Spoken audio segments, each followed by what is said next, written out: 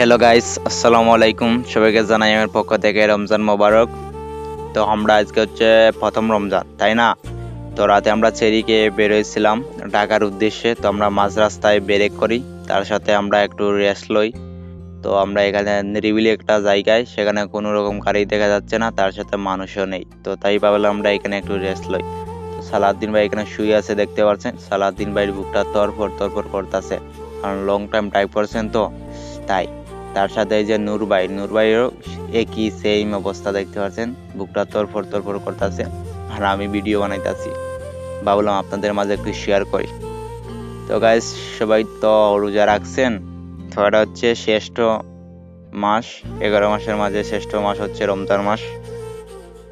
তো এই মাসে আমরা আমাদের যা গুনাহ করেছি, পিছনের গুনাহগুলো আমরা মাফ করার মাস হচ্ছে এটা। সবাই রোজা রাখবেন, ভালো থাকেন, সুস্থ থাকেন। আল্লাহ হাফিজ।